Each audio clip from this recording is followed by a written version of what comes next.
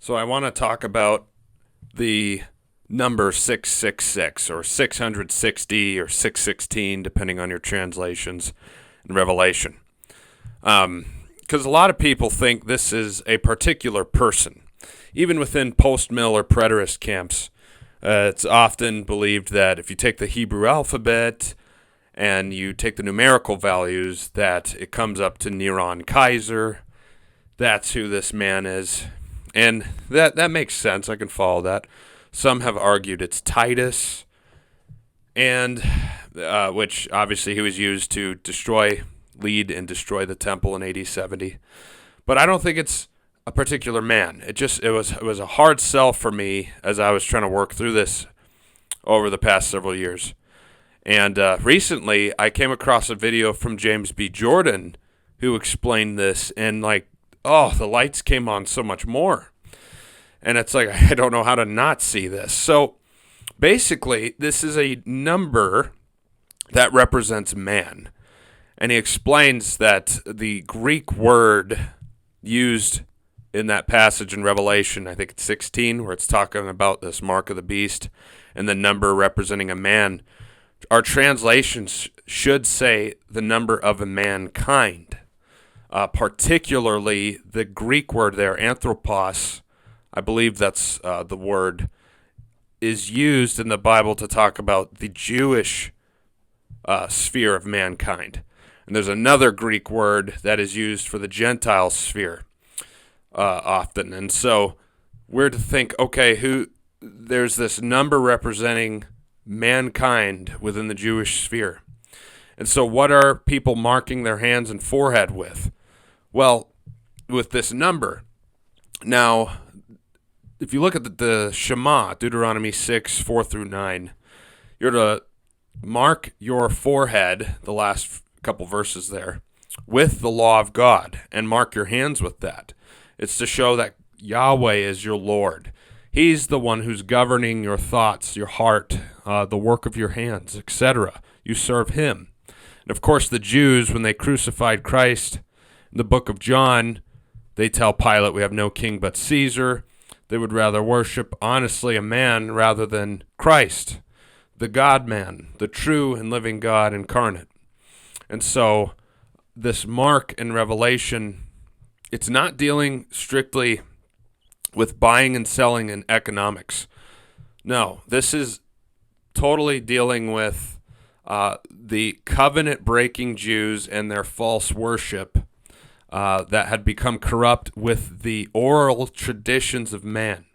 That's what the Jews had marked on their hands and foreheads who rejected Christ, their oral traditions, and they worship man rather than the Creator ultimately. You look at, in the Old Testament, we're to have these pictures, if you will, in our minds when we get to Revelation. 660, where have we seen that? Or 666. Where have we seen sixes? Let's just start there. Genesis, sixth day, man was created. So 6 isn't always bad, but I like how Jordan put it. He said, we got to graduate to 7s, and that's who Christ is. He's the 7. If you stay at a 6, you remain a beast.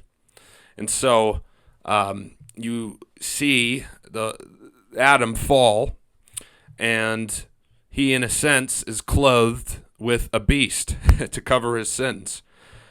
And so you think of that, who had something that was tied to 6s and became a beast? Nebuchadnezzar, 6 cubits wide by 60 cubits tall, I believe, was his obelisk that everyone was supposed to worship. And if you read about that in Daniel, there's all these musical instruments that are being played, these priests that are to perform offerings. This is a counterfeit temple. And Nebuchadnezzar, what happens when he falls in his sin? He becomes a beast for several years. And after that several years, I think it's 7, this just came to my mind, he repents. And so possibly that's him becoming a 7 at the end, right? And saying, basically Yahweh is the true and living God. So that's counterfeit, though. If you look at the book of Kings, first or second. I can't remember where it talks about the ceremonies at the temple and worship, but it's basically a counterfeit temple going on with Nebuchadnezzar. Solomon, the 660 talents of gold he multiplied every year that he kept for himself. He shouldn't have had all that gold and power, women and horses that he all multiplied. All these sins, rather than taking the wisdom that God gave him and cultivating good things, he ended up cultivating a garden of sin. And it's often paralleled Adam with Solomon with Adam. The Book of Wisdom, you see all sorts of parallels there. Solomon naming animals, birds, medicines, and different plants and different places, etc. I think the Book of one of the Kings, First Kings, is it? I think talks about this about Solomon as well. This the immense wisdom he had, and so he had a garden of wisdom, if you will, that God gave him, and because of his sin, he multiplies it. He stays stuck at a 6, and he keeps multiplying it. Where else do we see 6s? With giants. Giants like Goliath was 6 cubits tall. He had serpent shekels, or serpent scale armor that was 660 shekels. His brothers had 6 fingers and 6 toes on each hand and feet, and were mighty men. And so giants are also tied to serpents, 6s that have become multiplied and plateaued, if you will, rather than 7s, which is Christ.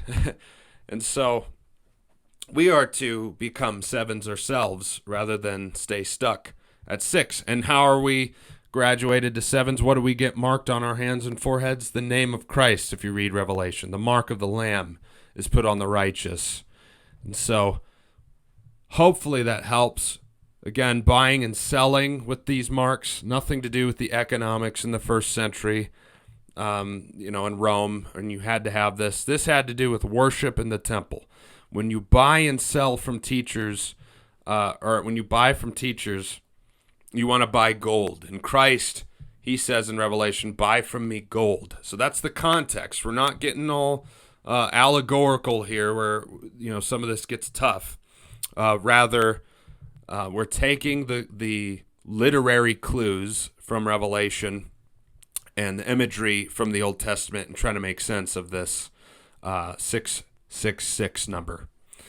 So maybe we'll have more on that later, but figured I'd make a brief video on that.